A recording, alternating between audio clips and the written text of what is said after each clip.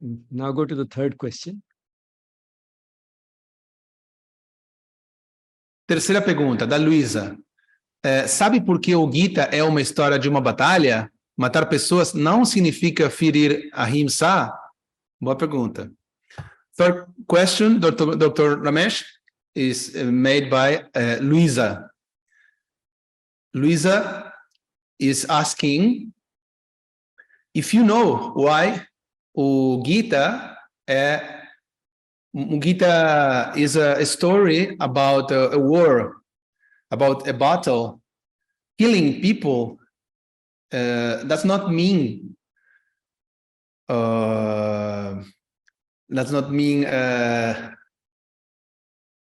not following ahimsa.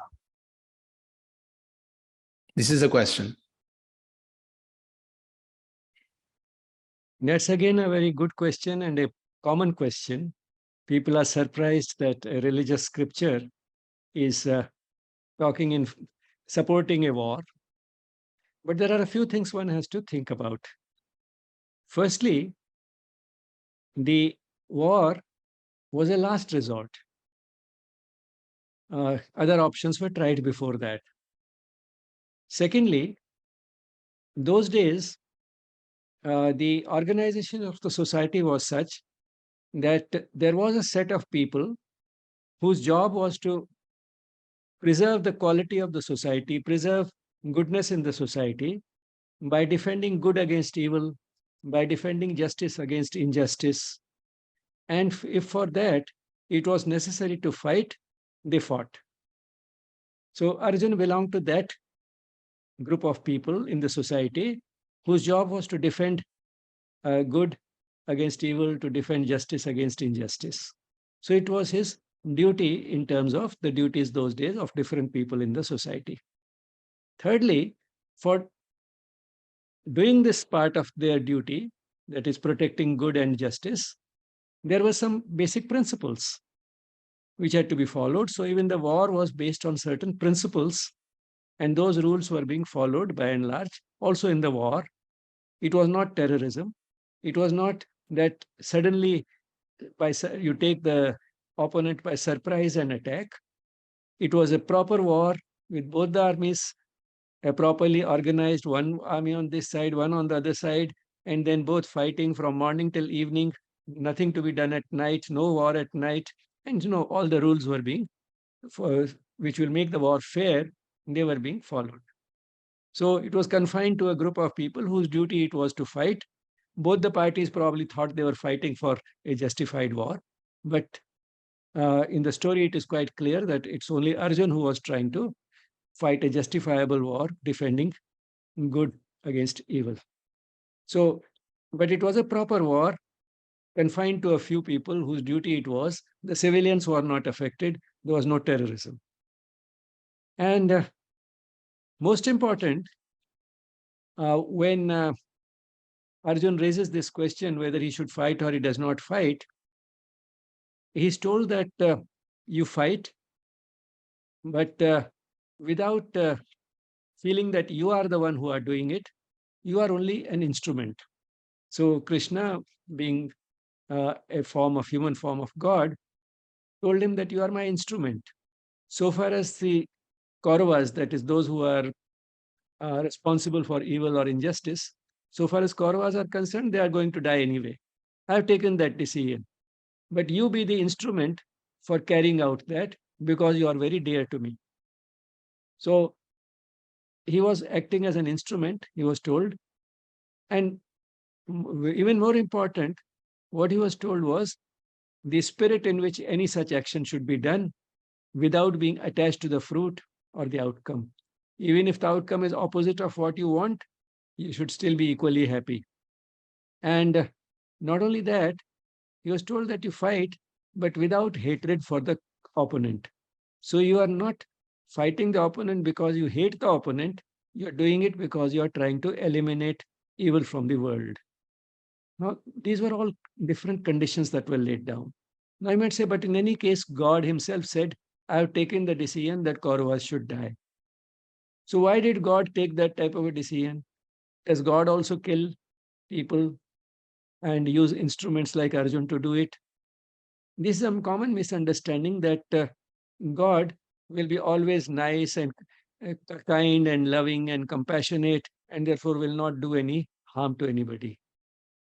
That is one side of God, but there's also the other ferocious side of God. Without destruction, there cannot be a better construction. That applies also to human beings, and therefore some people think that the battle of the Gita is only symbolic. But then Sri Aurobindo doesn't say that. He said it was a real war, and therefore we don't have to say that it is symbolic of the battle that all of us have to fight inside. We have many enemies inside, like desire, anger, greed, attachment, arrogance, lust, jealousy, and so on. Now we have to fight these enemies, and the Gita symbolizes killing these enemies. Well, that is true, but then we have to destroy those and replace them with their opposites. So without destroying them, we cannot reconstruct ourselves.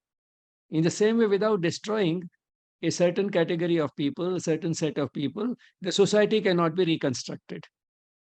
So we have to, if we have to reconstruct ourselves, we have to kill those enemies which are preventing us from self-improvement or self-perfection, which is one way of looking at yoga. The same way in the society, again, some people have to die. So there's one side of God which is all compassionate. There's the other side of God which also destroys. But then, as he was telling Arjun, do it without hatred. God doesn't destroy out of hatred. Even they are loved. But in this life, it is considered that they will not change. They'll only keep doing things which will harm others, and also their own consciousness will not go up through what they are doing. So better to remove them from this world. That is an act of love on the part of God. Let them be removed from this world. They'll have another chance in the next life. They can start from where they have left, and they'll get another chance. Then they can do better, they can improve. They need not come back with the same personality. So even that destruction is an act of love, but all the same, that destruction is important for reconstructing the society, just as destroying the enemies within us is necessary for reconstructing or remaking ourselves. Uma resposta muito profunda. Vamos ver se eu lembro tudo o que o mestre falou. Bom, a primeira coisa em relação, lembramos, a pergunta era se porque o Gita era uma batalha, né? Uma batalha, e se matar outros não estava contra, né? Contra a ahimsa, que é a não violência. Falam em português? Sim? Não violência. Bom, o primeiro assunto que o mestre coloca é que a guerra no Bhagavad Gita foi o último recurso, né? Outras opções foram escolhidas primeiro, mas não funcionaram. De fato, a história vai explicando isso, né, no Gita. Então, a guerra foi o último recurso.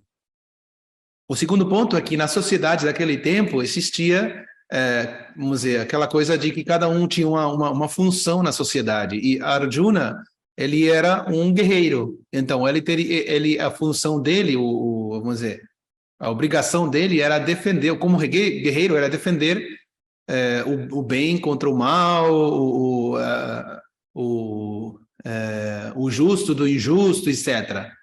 Então, ele tinha a obrigação. De fato, ele, no começo da história, né, ele não quer, né, não quer entrar na batalha, porque do outro lado estão pessoas, né, a gente falou na história do Gita, tem pessoas da sua família, amigos, velhos, mestres. Então, participar da batalha significaria talvez matar eles, e ele não queria. Mas vamos dizer, Krishna, na forma da expressão do divino, em forma do mestre, ele fala que ele tem a obrigação de agir como um guerreiro. Agora, nesse dilema, né, que é onde Arjuna começa a ser instruído pelo mestre, né, pelo Krishna. Então, o Krishna fala algumas coisas muito importantes que a gente viu na aula do Yoga do Gita. A primeira é que ele tem que agir, né? Tem que agir. A segunda é que ele não tem que pensar que é ele vamos dizer, o autor das ações. Ele é somente um instrumento. E a terceira coisa é que tem que ficar livre, quer dizer, desapegado dos frutos da ação, dos resultados da sua ação, mesmo que seja matar alguém. Então, isso pode parecer estranho, mas nesse caso, Arjuna, atuando dessa forma, cumprindo com sua obrigação, estaria sendo guiado pelo divino, né? Então, essa ação que ele faz tem a ver com a ordem universal. Então, como isso, essa visão, às vezes é um pouco chocante, né, para a gente, como vai matar alguém e tal, o mestre coloca aqui que o divino normalmente é percebido como a parte boa, né? Aquela coisa das coisas boas, do amor, isso, aquilo, a graça divina, mas o divino também tem aquele aspecto, assim, de destruição, não só de criação. Bom, e que às vezes, desde o ponto de vista, assim, cósmico, certas coisas têm que ser destruídas para que uma construção melhor possa acontecer. Tá bom? Então, mesmo que desde o ponto relativo da nossa visão, né, humana seja difícil de aceitar, não sei, a morte de alguma coisa ou a desaparição de outra, desde a visão da ordem universal, isso não só que é necessário, senão que é bom. É bom. Coloca também o exemplo dos que muitas vezes o mestre fala, muitas pessoas falam do Gita como um símbolo, quer dizer, como um símbolo da batalha que a gente tem que dar com os nossos inimigos, né, internos, as nossas emoções negativas que a gente já viu, né, o apego, os desejos, a arrogância, etc. E que é um bom exemplo. Por quê? Porque realmente, para a gente construir algo maior, melhor, em nós mesmos, temos que destruir eles, né? Quer dizer, não é só brigar com eles, temos que eliminar eles, né? Senão, nenhuma construção maior, nenhuma evolução pode acontecer. Então, desde a visão divina, talvez o mestre coloca que algumas pessoas que, em palavras, né, vamos dizer, do Krishna, talvez certas pessoas estão agindo dessa forma no mundo. Obviamente, Deus, o divino, sabe tudo, sabe que essas pessoas não vão fazer mais progresso nenhum. Então, é melhor para o desenvolvimento ou para a ordem universal que essas pessoas deixem essa assistência e tenham uma outra oportunidade para continuar seu progresso espiritual. Então, vamos dizer, pelo que o mestre colocou aqui, então, quando a pessoa age guiada pelo divino, mas também a gente viu na aula que não qualquer coisa é ser guiado pelo divino, por isso, na aula do Yoga do Gita, a gente falou no final que antes de pensar que a gente está sendo guiado pelo divino, a gente deve ficar a maioria da nossa vida seguindo os códigos da ética, né? Porque é muito fácil se confundir, né? A gente faz 1 ano, 2 anos de yoga, já estou sendo guiado pelo divino, faço qualquer coisa. Então, que a maioria das vezes pode ser uma grande confusão e não ser o divino que me está guiando, senão outro aspecto da mente. Então, que finalmente a ação, que é a mensagem do Gita, né? A ação feita como um instrumento do divino, então é a correta, seja qual for essa ação.